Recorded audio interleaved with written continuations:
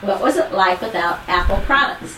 Without Apple products, it's difficult to answer because when I first got my iPhone, I was very literate. I was very happy with my little flip Sprint phone that I had. I think it was a Samsung.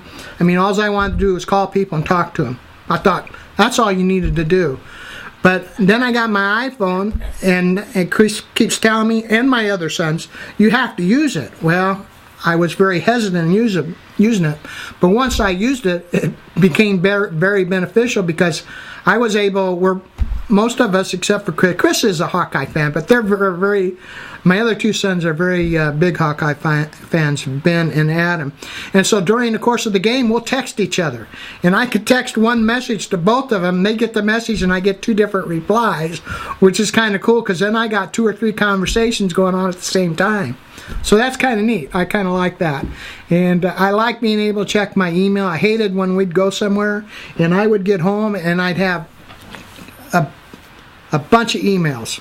And I hate going through them and deleting the ones I delete. Although my wife says I have a very fast delete finger, and that's true. If I see something and I don't like it, I delete it. And then someone will say, well, I sent that to you, and I'll say, geez, I'm sorry, I have a fast delete finger, so you'll have to call them, resend it to me, and I apologize. But I try to get myself under control with that. So what does that have to do with the Apple product? Well, because the phone is an Apple, and it is very easy to use. I mean, once you start using it and know how to navigate, it's very easy to use.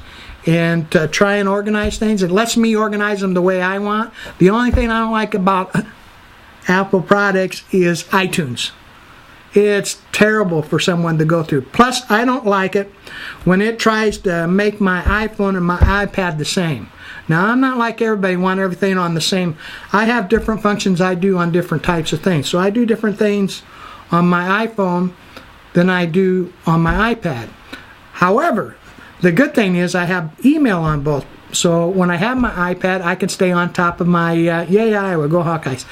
And I'm a Panther, by the way. Yeah, well, 2 of my sons are Panthers, which is UNI, University of Northern Iowa. The other Iowa, we call it. Where was I? Oh, yeah. So now I'm seeing the worth of having things on both, except that there's just some functions on my phone I will never do on my iPad, just like there's some games, because I am older, I'd rather play on my iPad than the iPhone. So I don't necessarily need them on both, but sometimes tripping through there, it's just not a simple thing for me to use. And I know my wife has the same frustrations I do with iTunes. I wish there was a very good tutorial that you could kind of trip through things and get it. And everybody that says to use it always say, well, it's very simple. Just go push this button, this button, this button, click this box, this box, this box. But that's about how fast they do it. And you're kind of going like this, trying to figure out what to use. But that's the frustrating thing about Apple products. Plus, it's trying to tell me what to do. I don't like that. Let me decide that.